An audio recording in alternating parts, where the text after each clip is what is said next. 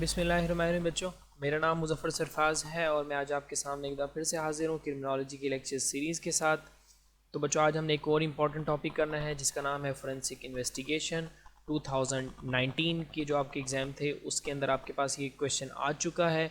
2020 के अंदर ये नहीं आया, तो इसका मतलब 2021 में इसके चांसेस हो सकते हैं। ठीक है, शॉर्ट नोट के तौर पे आया था ये क्वेश्चन। तो इसको आज हम स्टार्ट करते हैं, क्योंकि किसी भी लोकल बुक से आप देखेंगे आपको इसका डाटा अच्छा नहीं मिलता, तो इसको मैंने मुनासिब समझा कि इसको पहले कवर करवा दिया जाए। तो स्टार्ट करते हैं बच्चों। देखिए बच्चों, फोरेंसिक इन्वेस्टिगेशन आपने अक्सर ही इसका नाम सुना होगा, जैसे कि आप न्यूज़ वगैरह में सुनते हैं कि फोरेंसिक इन्वेस्टिगेशन हो रही है, फोरेंसिक एनालिसिस हो रहा है, फोरेंसिक रिपोर्ट आ जाएगी। अभी जैसे आपके पास ये शुगर का केस था, शुगर और ये आपके पास वीट का केस था, एक ये केस था, उसके बाद आईपीपीज़ का आपके पास केस था, तो इसकी भी फोरेंसिक इन्वेस्टिगेशन आपके पास गवर्नमेंट करवा रही है।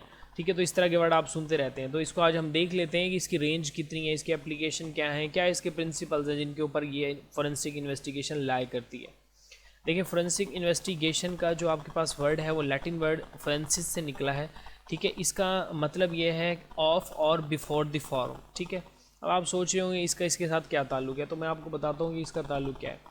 बच्चों, होता कुछ यूँ था कि रोमन टाइम्स के अंदर जब किसी के ऊपर क्रिमिनल चार्जेस लगते थे, ठीक है, कोई एक्यूज़ होता था किसी क्राइम के कमिट करने में, तो होता कुछ यूँ था कि कुछ ग्रुप ऑफ पीपल, कुछ लोगों के सामने उस इंडिविजुअल को किया जाता था, एक फॉर्म बन जाता था, ग्रुप ऑफ पीपल का एक फॉर्म बन जाता था, उसके सामने उसे क्या कर दिया जाता था, पेश कर दिया जाता था। पेश करने के बाद होता कुछ यूँ था कि दोनों, जिसने किया है, जो एक्यूज़ड है और जो एक्यूज़र है, ठीक है, जिसके ऊपर इल्ज़ाम लगा है और जिसने इल्ज़ाम लगाया है, दोनों के दोनों क्या करते थे, स्पीचेस करते थे अपनी साइड की स्टोरी बताने के लिए कि जी मेरा पॉइंट ऑफ व्यू ये है और मेरा पॉइंट ऑफ व्यू ये है। ठीक है जी। तो होता यूँ था, एट दी एंड जिस इंडिविजुअल की सबसे बेस्ट आर्गूमेंट होते थे, जिसकी दलाइल ज़्यादा स्ट्रॉन्ग लगती थी, डिलीवरी अच्छी होती थी, जिसका लगता था कि इसके आर्गूमेंट्स, इसके लॉजिक में जान है, उसके फेवर के अंदर डिसीजन दे दिया जाता था। तो क्योंकि आपके पास एक फॉर्म होता था, कुछ लोग होते थे जिनके सामने उस इंडिविजुअल को पेश होना होता था, तो इसलिए इसका नाम आपके पास लैटिन वर्ड फोरेंसिस से निकला, जिसका नाम है और ऑफ बिफोर द फॉर्म। ठीक है, यानी कि फॉर्म के सामने वो लोग पेश होते थे। तो ये तो आपको इसका मतलब समझ आ गया। अब अगर हम इसकी डेफिनेशन देखें तो इसकी डेफिनेशन बहुत ज़्यादा तरीक़ों से की जा सकती है। ठीक है जी।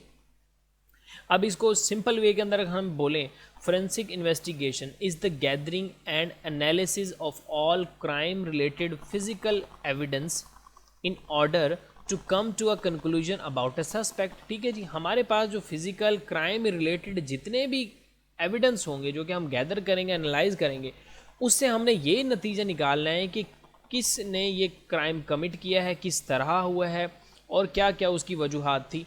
वो आपके पास इन्वेस्टिगेशन का दूसरा पार्ट होता है। लेकिन फोरेंसिक इन्वेस्टिगेशन एविडेंस की एनालिसिस करती है जो कि क्राइम रिलेटेड होते हैं। ठीक हो गया जी। और किसी सस्पेक्ट पे, किसी कंक्लूजन पे वो पहुंचते हैं। अब ज़रूरी नहीं है कि आपके पास कि इसके अंदर सिर्फ थोड़ी सी मर्डर हो गया, इस तरह के आपके पास ही इन्हीं की फोरेंसिक इन्वेस्टिगेशन हो। आपके पास फोरेंसिक इन्वेस्टिगेशन की बहुत ज़्यादा एप्लीकेशंस पाई जाती हैं। अब 21st सेंचुरी के अंदर फोरेंसिक इन्वेस्टिगेशन, इवन कि आपके पास जो हैकर्स हैं उनका एक कंप्यूटर से दूसरे कंप्यूटर अगर हैक हुआ है तो उसकी भी फोरेंसिक इन्वेस्टिगेशन होती है। ईमेल्स की इन्वेस्टिगेशन आपके पास हो सकती है।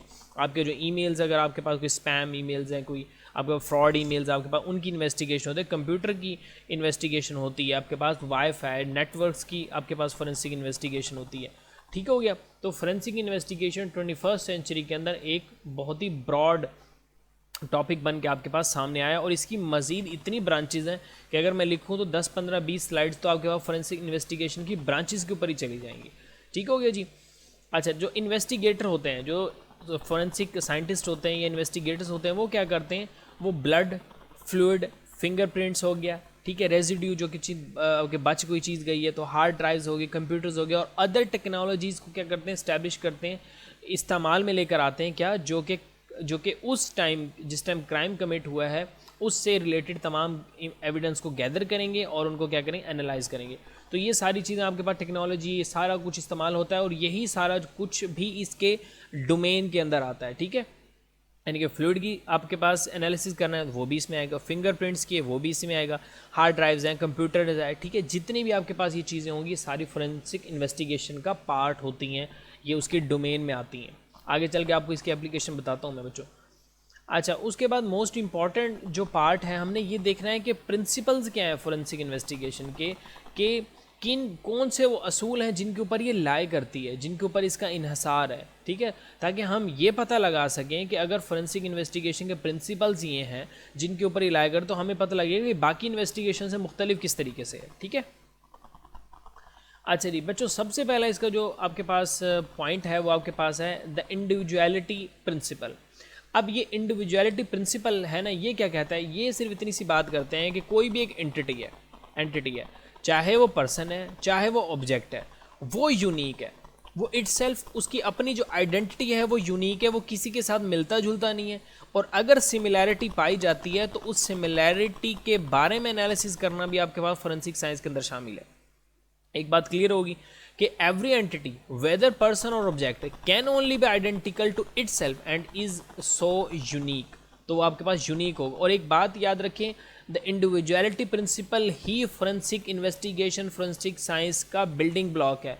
अगर आप ये, क्योंकि अगर जस्ट सपोज आप इमेजिन करें कि अगर हम ये इमेजिन कर लें कि ये एक पर्सन ए की फिंगरप्रिंट्स और पर्सन बी की फिंगरप्रिंट्स जो आपके पास हैं वो सिमिलर हैं, तो आपके पास तो पॉइंट ही ख़त्म हो गया फोरेंसिक इन्वेस्टिगेशन का करने का, जब आपने दोनों को सिमिलर करार दिए। तो ये अपनी याद रखना है, एंटिटी जो है, कोई पर्सन है कोई ऑब्जेक्ट है, तो क्या है वो यूनिक है। और अगर हमें कुछ ऐसे ट्रेसेस मिलते हैं कि ये जो आपके पास दो जो आइटम्स हैं, दो ऑब्जेक्ट हैं, उनका जो सोर्स है वो आपके पास सिंगल है, यानी कि सिंगल सोर्स के थ्रू आते हैं, तो आपने उसको एनालिसिस करके पता लगाना है कि सोर्सेज तो सेम है लेकिन डिफरेंस किस तरीके से है, क्योंकि हमने ये मान लिया है कि एंटिटी हो चाहे पर्सन है चाहे ऑब्जेक्ट है, यानी कि फिजिकल है या फिजिकल नहीं है, तो वो यूनिक है। No two objects whether natural और artificial can be exactly the same, ये नहीं हो सकता। आप इस एग्जांपल क्या ले सकते हैं, फिंगरप्रिंट्स की एग्जांपल ले सकते हैं, ठीक है, मेरी जो बॉडी साइज़ है उसकी एग्जांपल ले सकते हैं, मेरा जो फ्लूइड है, ब्लड है, उसकी आप एग्जांपल ले सकते हैं, स्किन है, टीथ है, हेयर है, यूरिन है, ठीक है, प्रेसिपिटेशन है, फिंगर के पास नेल्स हैं, ठीक है, ये जितनी भी सारी चीज़ें हैं ये फिजिकल के आपको बता रहा हूँ पर्सन की, कि एक दूसरे से क्या है, मुख्तलिफ हैं ये, ठीक है जी। As such, identification is concerned with establishment individuality from traces left at the crime scene rather than the sameness of the two things, ठीक है। तो हमने क्या करते हैं, जब हम इंडिविजुअलिटी को इस्टेब्लिश कर रहे होते हैं तो हम क्राइम सीन के टाइम पे आपके पास जो हमारे पास मौजूद होती हैं उससे रिलेटेड हम उसको चेकआउट कर रहे होते हैं, उससे वो हमारा प्राइमरी सोर्स होता है। This means identification can be shown indirectly through the analysis of traces and samples, जैसे कि आपके पास two fingerprints are the same, ठीक है, no two fingerprints are the same, नहीं हो सकते दो फिंगरप्रिंट्स, तो ये आपके पास क्या है, लॉ ऑफ इंडिविजुअलिटी या individuality principle in forensic investigation. Number 2 आपके पास ये है द एक्सचेंज प्रिंसिपल। देखें ये आपके पास एडमंड, आपके पास लॉकार्ड हैं, उन्होंने आपको ये एक प्रिंसिपल दिया था। उनका कहना ये है कि जब भी दो कोई ऑब्जेक्ट हैं या फिर दो कोई सब्जेक्ट हैं, जब भी वो इंटरेक्ट करते हैं ना, तो उनके दरमियान में सम सॉर्ट ऑफ आपके पास क्या होता है, ट्रेसेस पाए जाते हैं, ठीक है, एक दूसरे के अंदर क्या है, ट्रेसेस छोड़ देते हैं। जैसे आपने देखा होगा कि जब क्राइम कमिट होता है तो क्या किया जाता है, फ़ौरन इर्द गिर्द जो सराउंडिंग में आपके पास जो मटेरियल, जो एविडेंस, जो ट्रेसेस होते हैं उनको कलेक्ट किया जाता है। कहीं आपको हेयर मिल जाता है, कहीं कोई बाल मिल जाता है, कोई आपको बुलेट का जो शेल है वो मिल जाता है, खौल जिसको बोलते हैं, बुलेट का खौल होता है वो होता है, उससे ये पता लग जाता है कि बुलेट की टाइप क्या थी, बुलेट किस कैटेगरी के अंदर आती थी, ठीक है। इस तरह ब्लड आपको मिल सकता है, ठीक है, या फिर जो जिसने क्राइम कमिट किया उसकी कोई चीज़ गिर जाती है, ठीक है, बाज़ात मोबाइल गिर जाते हैं, ठीक है। आपने इस तरह की फिल्म्स के अंदर इधर उधर आपने बहुत कुछ ऐसा देखा होगा कि इर्द गिर्द जो आपके पास सराउंडिंग जहाँ क्राइम कमिट होता है वहाँ पे कुछ ट्रेसेस वो छोड़ जाते हैं। तो क्या हुआ कुछ यूँ कि एक जो फ़र्ज़ करें एक मर्डर करने जो आया था और जिसका मर्डर कर रहा था, उनकी आपस में इंटरेक्शन हुई, इंटरेक्शन की वजह से वो कुछ ना कुछ आपके पास ट्रेसेस को छोड़ गया। तो ये एक्सचेंज प्रिंसिपल, इसी के ऊपर अमल किया जाता है। ये नहीं समझा जाता कि कोई भी ट्रेसेस नहीं छोड़ा जाएगा, इसलिए आपने फिल्मी डायलॉग भी सुनोगे कि हर कोई भी जो गुनाह करने वाला है, मुजरिम है, ठीक है, वो आपके पास क्रिमिनल है, वो कोई ना कोई अपना निशान छोड़ जाता है, ठीक है। इस तरह के डायलॉग होंगे। तो बेसिकली जो डायलॉग है इसी प्रिंसिपल के ऊपर है डायलॉग। अच्छा, ट्रेस मटेरियल इंक्लूड्स हेयर्स, हो सकता है ब्लड है, फाइबर है, गन शॉट रेजिड्यू, तो कुछ भी हो सकता है ये आपके पास, लेकिन ये ट्रेस ज़रूर होगा. Lockhart suggested that there are many traces left behind if interpreted properly they provide the most valuable information. वो कहते हैं कि अगर आपने इनको सही तरीके से एनालाइज किया और इंटरप्रेट किया तो बहुत जो ट्रेसेस होते हैं वो आपको बहुत वैल्यूएबल इंफॉर्मेशन दे सकते हैं. अच्छा, the law of progressive change. बच्चों ये लॉ ये कहता है कि कोई भी ऑब्जेक्ट है, डिफरेंट ऑब्जेक्ट्स हैं, ठीक है, कोई भी ऑब्जेक्ट है ना, वो टाइम के साथ ना, टाइम स्पैन के साथ वो आपके पास चेंज आता है, उसके अंदर कुछ ना कुछ चेंजिंग्स आनी शुरू हो जाती हैं. ठीक है, जस्ट सपोज कि एक मटेरियल है, आप एक लोहे की सुलाख है, अगर आप उसको रख देते हैं थोड़ा टाइम बाद उसके ऊपर जंग लगना शुरू हो जाएगा, तो इसका मतलब क्या हुआ, मटेरियल ऑब्जेक्ट के अंदर क्या आ गया, चेंज आ गया. सेम एज चीज, जस्ट सपोज आप ब्लड सैंपल्स लेते हैं, ठीक है, आपके हेयर तब्दील होते हैं ना वक्त के साथ साथ गुजरने के साथ, आपकी स्किन के अंदर भी फ़र्क आ सकता है. ठीक है, आपकी यूरिन, आपकी प्रेसिपिटेशन, इस तरह, और ये आपके फिंगर नेल्स, जो आपके नेल्स होते हैं इनमें आपके पास फ़र्क आ जाता है. जो आपके फिंगरप्रिंट्स हैं, जो बच्चा होता है छोटा बिल्कुल, यानी कि साल एक की रेंज में होता है, उसके बाद से बहुत सारी उसकी लकीरें बनना शुरू होती हैं जैसे वो बड़ा होता जाता है. तो हमने ये प्रिंसिपल बना लिया है फोरेंसिक इन्वेस्टिगेशन करते हुए कि जो मटेरियल है, जो ऑब्जेक्ट है, वो टाइम के साथ चेंज होगा. तो अब देखें, अगर फ़र्ज़ करो एक मटेरियल है जो कि परमानेंट है, फ़र्ज़ करो, तो उसके फीचर तो चेंज होने वाले नहीं है, तो वो हमें वैल्यूएबल रहेगा हमेशा, उसकी प्रॉपर्टीज़, उसकी कैरेक्टरिस्टिक्स सेम रहेंगी. लेकिन अगर कोई ऐसा मटेरियल है जो कि वक्त के साथ जिसके चेंज होने के चांसेस हैं, तो उसकी आइडेंटिफिकेशन अगर हम फ्यूचर में करेंगे तो हमारे लिए मसले मसाइल पैदा होंगे. जस्ट सपोज कि आपके पास जो फ्लूइड है, ठीक है, वो आपके पास क्या होता है, इवेंचुअली डिग्रेड हो जाता है. Blood samples will eventually degrade. Some objects are more durable than others and may be relatively permanent, remaining most unchanged during identification.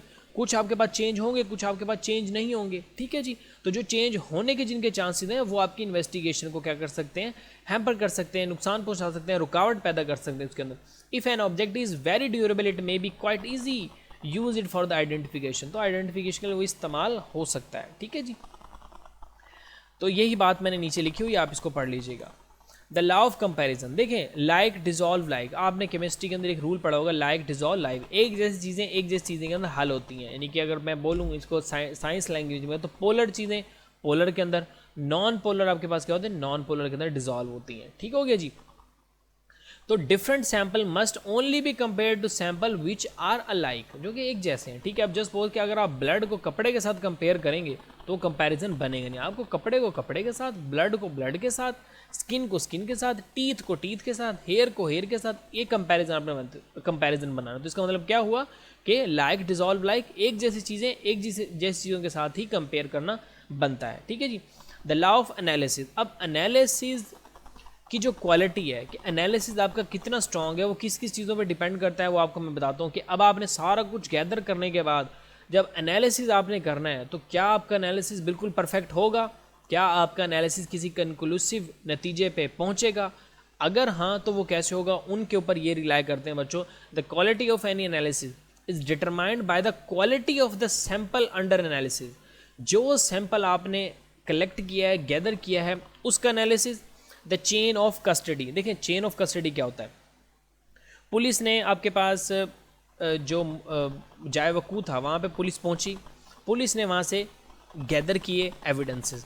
अब उन एविडेंसेस को जब उन्होंने, पुलिस ने वहाँ से जाए वकूफ़ से वहाँ से कलेक्ट किए थे, उस कलेक्ट करने के बाद से लेके उसको कोर्ट में पेश करने तक उनको ये जो तमाम जो प्रोसेस होगा ना, ये आएगा chain of custody.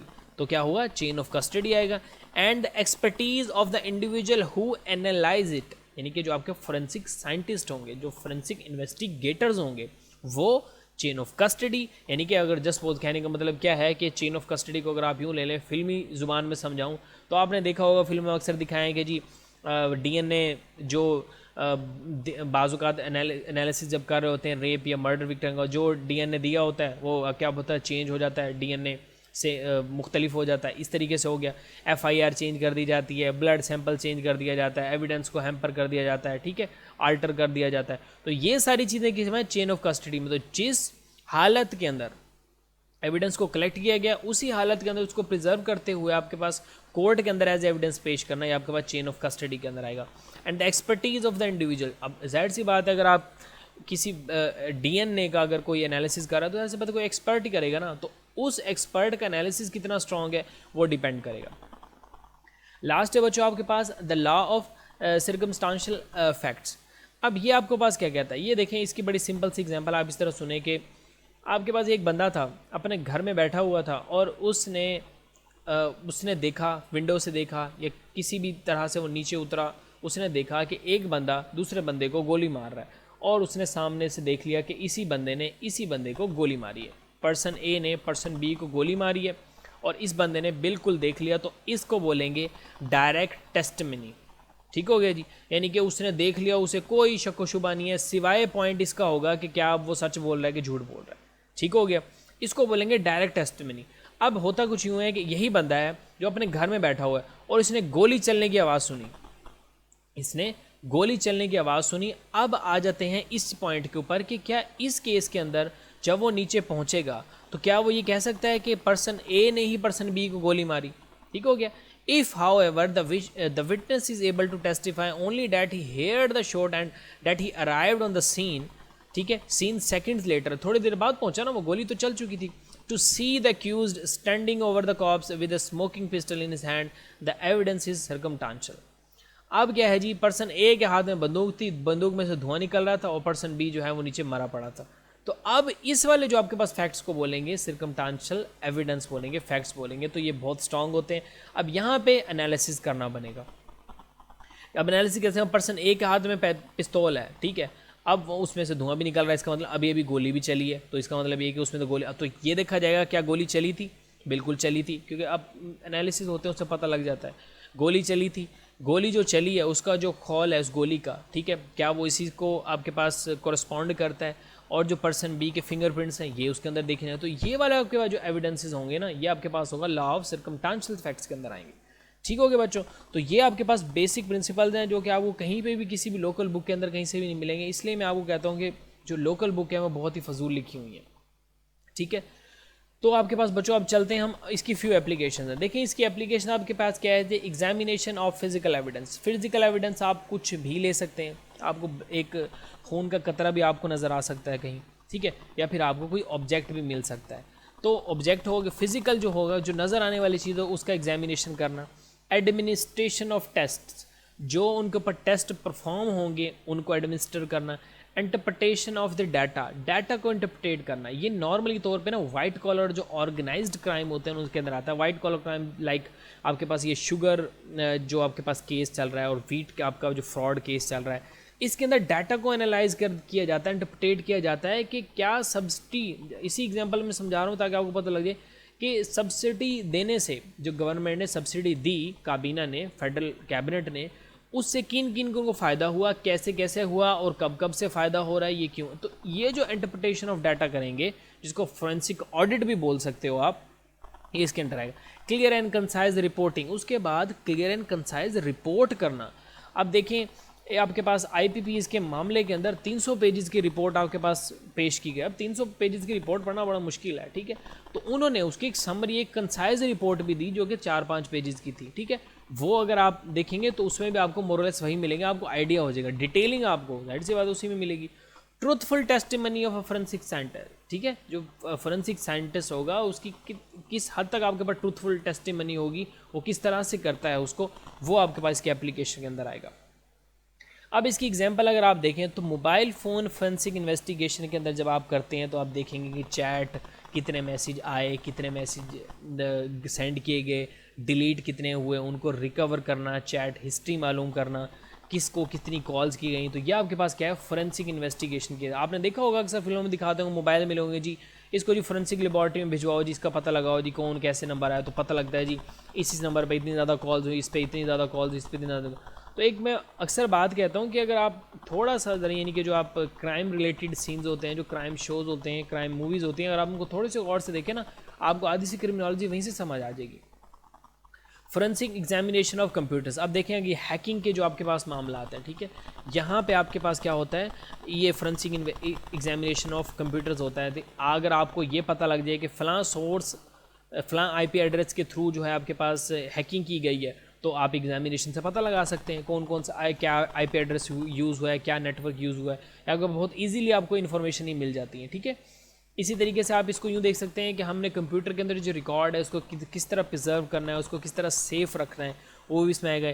Email fraud investigation, ये आपके पास अक्सर होती हैं, आपके पास स्पैम ईमेल्स आपको पास आती हैं, और अगर वो स्पैम ईमेल इस तरह की हों कि वो किसी फ्रॉड एक्टिविटी के अंदर शामिल हो तो उनकी इन्वेस्टिगेशन की जा सकती है। Data theft and leaking, again hacking के अंदर आएगा कि डाटा का चोरी होना, ठीक है, लीक इन्वेस्टिगेशन, जो इन्फॉर्मेशन का लीक हो जाना, वो इसके अंदर आएगा। वाईफाई फोरेंसिक और वाईफाई नेटवर्क मॉनिटरिंग के अंदर आपके पास ये आता है कि वाईफाई को मॉनिटर किया जाता है, इसके अंदर यानी मॉनिटरिंग होता है। बाज़ का होता है ना, कुछ ओपन सोर्स होते हैं, कुछ आपके पास क्लोज सोर्स होते हैं। ज़्यादा डिटेल में जाऊंगा तो आपको ऐसा लगेगा जैसे कंप्यूटर का लेक्चर हो रहा है, तो फिलहाल आप इतना इसको देखें कि वाईफाई के फोरेंसिक के अंदर होता है, इसमें ना नेटवर्क मॉनिटरिंग की जाती है कि नेटवर्क को किस तरीके से मॉनिटर करना है आपने। तो इसके अंदर मुख्तलिफ चीज़ें आती हैं कि कौन कौन से नेटवर्क किसके साथ कनेक्ट हैं, किसके साथ कनेक्ट नहीं होने चाहिए, कहाँ कहाँ कनेक्टेड है। क्योंकि देखिए ना, आपके पास जो आपके पास नेटवर्क होता है आपका, वो आप उसके ऊपर भी आपके पास सिक्योरिटी थ्रेट्स हो सकते हैं अगर आप कोई नेटवर्क इस्तेमाल करें, ठीक है। तो ये सारी चीज़ें बच्चों इसके अंदर आती हैं, ठीक है। अब आपने जो मज़ीद अगर आपने इसमें देखना है तो डीएनए टेस्टिंग आपने बहुत सुना होगा। हैंड राइटिंग को भी इवन के कंपेयर करना हो तो भी आपके पास बच्चों हम क्या इस्तेमाल कर सकते हैं, फोरेंसिक इन्वेस्टिगेशन होती है। जो शेल्स होते हैं पिस्तौल के, उसके आपके पास हो सकती है। अब ब्लड स्टेन को, ब्लड पैटर्न को आपके पास फोरेंसिक से किया जा सकता है, ठीक है। और इसके फिंगरप्रिंट्स इसके बाद आपकी इसके अंदर शामिल हो सकती हैं। तो ये जितनी भी आपके पास चीज़ें हैं आप इनको गौर से देख लीजिएगा बच्चों, तो इंशाल्लाह मेरे ख्याल में इसमें कोई प्रॉब्लम नहीं होगा, क्योंकि ये जो टॉपिक है आपके पास, ये आपके पास शॉर्ट नोट के अंदर आएगा। ये 20 नंबर का सवाल, इसके आने के चांसेस ऑलमोस्ट ना होने के बराबर ही हैं, ठीक है। तो आप ये मेरे ख्याल में मोर देन इनफ है। अगर आपको इससे रिलेटेड मज़ीद आपको इन्फॉर्मेशन चाहिए हो तो प्लीज़ मुझे कमेंट सेक्शन में ज़रूर बता दीजिएगा। अगर आपको ये क्लियर नहीं हुआ तो मैं आपको मज़ीद इसके ऊपर इसका पार्ट 2 आपको अपलोड कर दूंगा, पार्ट 2 इसका मज़ीद आपको बढ़ा दूंगा, ठीक है। और इसके बाद हमने जो एक और चीज़ देखनी है, हमने डाटाबेस आपके पास इन्वेस्टिगेशन देख लेनी है। इसके बाद हमने इलेक्ट्रॉनिक इन्वेस्टिगेशन भी देखनी है, और उसके बाद हमने कम्युनिटी आपके पास लेड पुलिसिंग देखनी है, हमने इंटेलिजेंस आपके पास लेड पुलिसिंग देखनी है, ठीक है। उसके बाद प्राइवेट पब्लिक पार्टनरशिप का आपका एक टॉपिक है बच्चों, हमने वो देखना है। तो ये कुछ चीज़ें हैं। उसके बाद आपके पास इंटरव्यू और जो इंटेरोगेशन है आपके पास, इसके अंदर हमने एक फ़र्क देखना है कि ये आपके पास क्या होता है। इंफॉर्मेशन गैदरिंग जो टेक्निक्स हैं इनको हमने देखना है। तो ये कुछ टॉपिक्स थे आपके बच्चों। मैं सोच रहा हूँ कि रमज़ान से पहले पहले आपके सारे टॉपिक्स आपके कवर हो जाएँ, ताकि आपका ना क्रिमिनोलॉजी बिल्कुल एक तरह से एंड हो जाए, ठीक है जी। तो बच्चों आप चैनल को सब्सक्राइब करें ताकि आपको नोटिफिकेशन मिल जाए, और डिस्क्रिप्शन के अंदर जो आपके पास टेक टू सक्सेस का फेसबुक पेज है उसका लिंक मौजूद है, तो उसको आप लाइक कर लें। मुख्तलिफ़ किस्म के आर्टिकल्स अपलोड कर दिए हैं और मज़ीद करने हैं। वाटर क्राइसिस, एनर्जी क्राइसिस के ऊपर आर्टिकल हो गए हैं, तो इंशाल्लाह आप उनको पढ़ें, आपको फ़ायदा होगा। थैंक यू सो मच बच्चों, टेक केयर, अल्लाह हाफ़िज़।